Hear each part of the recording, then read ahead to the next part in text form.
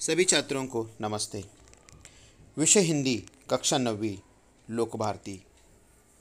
आज हम देखेंगे दूसरी इकाई का दूसरा पाठ जंगल। पूरक पठन। चित्रा मुग्दल। परिचय। जन्म 10 सितंबर 1943, चेन्नई, तमिलनाडु। परिचय। चित्रा मुग्दल जी के लेखन में वर्तमान समाज में रितती हुई मानवीय संवेदनाओं, नए जमाने की गतिशीलता और उसमें जिंदगी की मजबूरियों का चित्रण बड़ी गहराई से हुआ है। प्रमुख कृतियाँ: एक जमीन अपनी, आवा आदि उपन्यास, भूख, लक्षागृह लपटे, मामला आगे बढ़ेगा अभी, आदि अनादि कहानी संग्रह, जीवक मणिमेघ आदि बाल उपन्यास, दूर के ढोल, सूझबूझ आदि बाल कथा संग्रह। इसी तरह उनकी प्रमुख कृतियाँ रही। अभी हम देखेंगे गद्य संबंधी। संवादात्मक कहानी किसी विशेष घटना की रोचक ढंग से संवाद रूप में प्रस्तुति संवादात्मक कहानी कहलाती है। प्रस्तुत कहानी में मुग्दल जी ने खरगोश के माध्यम से बाल मानसिकी अनुभूतियों, प्राणियों के साथ व्यवहार, उनके संरक्षण एवं प्राणी मात्रा के प्रति दया भाव को दर्शाया है। रीडर अनिमा जोशी के मोबाइल पर फ़ोन था मांडवी दीदी की बहू तविशा का। कह रही थी, आंटी बहुत ज़रूरी काम है, अम्मा से बात करवा दे। अनिमा दीदी ने असमर्थता जताई। मांडवी दीदी कक्षा ले रही थी। बाहर आते ही वह संदेश उन्हें दे देगी। वैसे क्या हुआ? घर में सब कुछ कुशल मंगल तो है? परेशानी का कारण बताने की बजाय तविशा ने उनसे पुनः आग्रह किया, आंटी, अम्मा से बात हो गई जाए। अनिमा जोशी को स्वयं उसे टालना बुरा लगा। उचित नहीं लगेगा तविशा, अनुशासन भंग होगा। मुझे बताओ तविशा, मुझे बताने में झिझक कैसी? फिर तविशा ने कहा, नहीं आंटी, ऐसी बात नहीं है। तविशा का स्वर भर्रा सा आया। तविशा ने बताया, घर में जो जुड़वा खरगोश के बच्चे पाल रखे उन्होंने, सोनू मोनू उनमें से सोनू नहीं रहा। ये बहुत बड़ी दुख भरी बात उन्होंने कही। 10:30 के करीब कामवाली कमला घर में झाड़ू पोछा करने आई तो बैठक बुहारते हुए उसकी नज़र सोनू पर पड़ी। जगाने के लिए उसने सोनू को हिलाया। उसके जगाने की सोनू पर कोई प्रतिक्रिया नहीं हुई। वह बुदबुदाई, कैसे घोड़े बेचकर सो रहा है? यहाँ पर घोड़े बेचकर सोने का मतलब होता है निश्चिंत होकर सोना।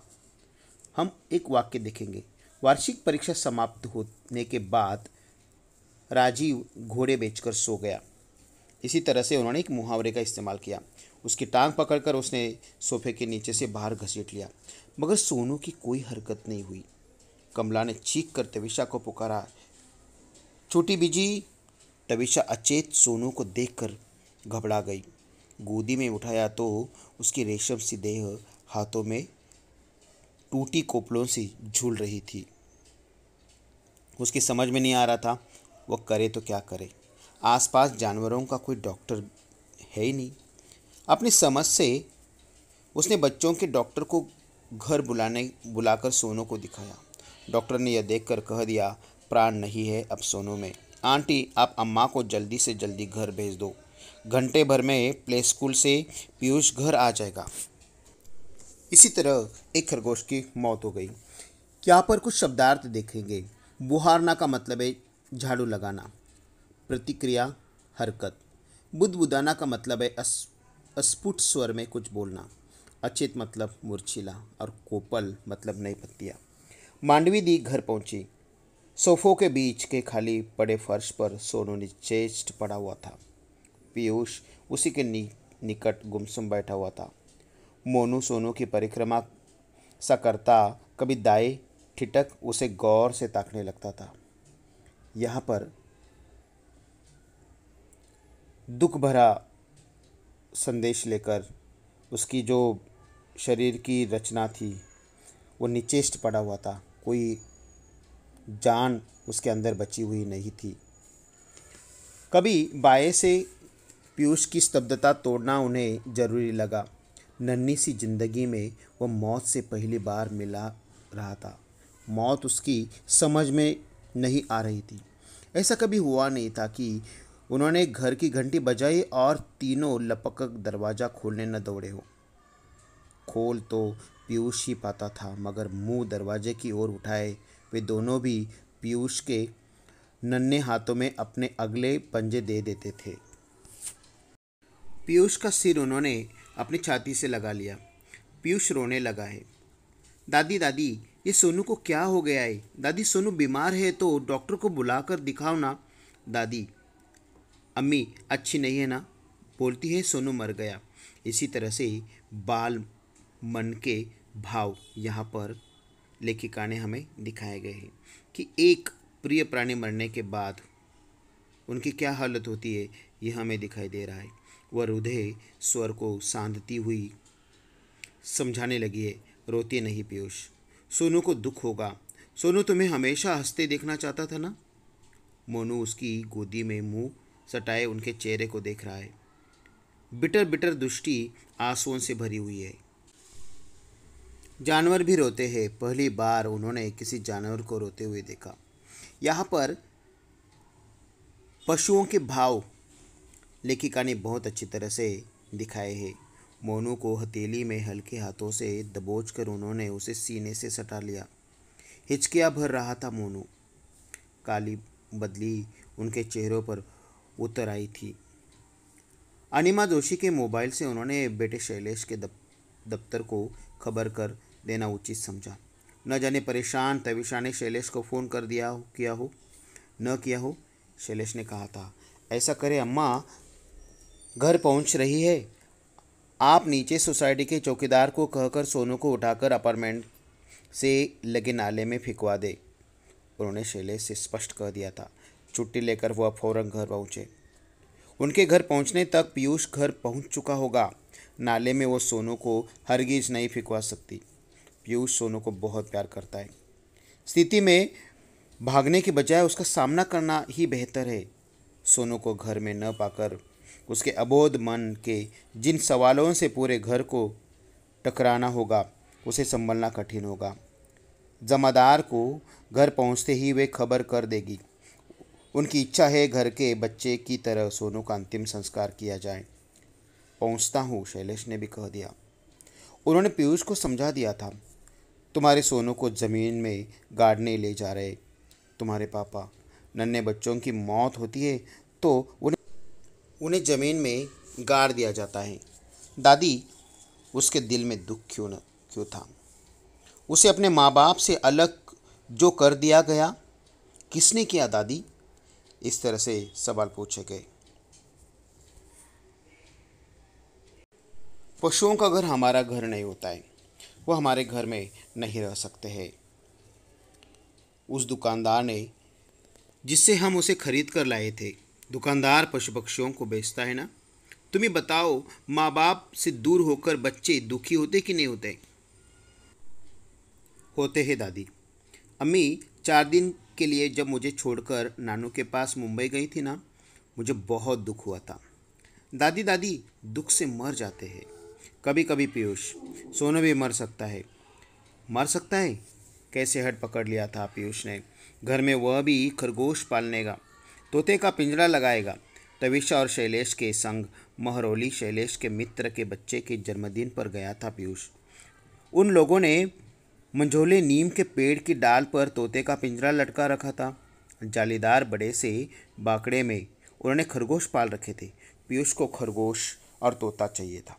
तविशा और शैलेश ने बहुत समझाया, फ्लैट में पशु पक्षी पालना कठिन है, कहाँ उन्हें रखेगा? बालकनी में? पीयूष ने जगह ढूंढ ली। तविशा ने उसकी बात काट कर उन्हें बतलाना चाहा, पूरे दिन खरगोश बाकड़े में नहीं बंद रख सकते, उन्हें कुछ समय के लिए खुला छोड़ना होगा। छोटे घर में वे भागदौड़ नहीं कर सकते। सुसु छिची कैसे करेंगे? उनकी टूटी पेशाब कौन साफ करेगा? दादी करेगी। दादी पढ़ाने कॉलेज जाएगी तो उनके पीछे कौन करेगा? स्कूल से आकर मैं कर लूँगा। सारा घर हंस पड़ा था। सब लोग तब और चकित रह गए जब पीयूष ने दादी को पटाने की कोशिश की कि दादी उसके जन्मदिन पर कोई न कोई उपहार देती ही है, क्यों न इस बार वे उसे खरगोश और तोता लाकर दे दे। निरुत्तर दादी उसे लेकर लाजपत नगर चिड़ियों की दुकान पर गई। पीयूष ने खरगोश का जोड़ा पसंद किया। तत्काल उनका नामकरण भी कर दिया, सोनू मोनू। सोनू मोनू के साथ उनका घर भी खरीदा गया, जालीदार बड़ा सा बांकड़ा। उस सांझ सोसाइटी के उसके सारे हमजोली बड़े देर तक बालकनी में डटे खरगोश को देखते रहते रहे और पीयूष के भाग्य से ईर्ष्या करते रहे। दूसरे रोज भी मोनू सामान्य नहीं हो पाया। पीयू को भी दादी ने प्ले स्कूल भेजना नाम न समझा। पीयू उसका घर का नाम था। पीयूष घर में रहेगा तो दोनों एक दूसरे को देखकर ढाढ़स महसूस करेंगे। उन्होंने स्वयं भी कॉलेज जाना स्थगित कर दिया। सुबह मोनू ने दूध के कटोरे को छुआ तक नहीं था। बगल में रखे सोनू के खाली दूध के कटोरे को रह रह कर सूंघता रहा। उन्हें मोनू की चिंता होने लगी। तविश अपराध बोध से भरी हुई थी। मांडवी दी से उसने अपना संशय बांटा। चावल की टंकी में घुन खो रहे थे। उस सुबह उसने मारने के लिए डाबर की पारे की गोलियां की शीशियां खाली थी। चावलों में डालने के लिए शीशी का ढक्कन मरोड़कर जैसे ही उसने ढक्कन खोलना चाहा, कुछ गोलियां मिटक कर दूर जा गिरी। गोलियां बटोर उसने टंकी में डाल दी थी। फिर भी उसे शक था कि एकाध गोली ओने कोने में छूट गई। और दादी, मोनू मेरे साथ खेलता क्यों नहीं? बेटा सोनू जो उसमें बिछड़ गया है, वह दुखी है। दोनों को एक दूसरे के साथ रहने की आदत पड़ गई थी ना। मुझे भी तो सोनू के जाने का दुख है दादी, कि हम दोनों भी मर जाएंगे। मांडवी दी तड़प कर पीयू के मुंह पर हाथ रख दिया। डांटा, ऐसे बुरे बोल क्यों बोलता रहता है? पीयू ने प्रतिवाद किया। अपने ही तो कह दिया था दादी, सोनू दुख से मर गया। कहा था उसे अपने माँ बाप से बिछड़ने का दुख था। जंगल उसका घर है, जंगल में उसके माँ बाप है। तुम तो अपने माँ बाप के पास हो। दादी, हम मोनू को उसके माँ बाप से अलग रखेंगे तो वह भी मर जाएगा दुख से। मांडवी दी निरुत्तर हो गई। दादी, हम मोनू को जंगल में ले जाकर छोड़ देंगे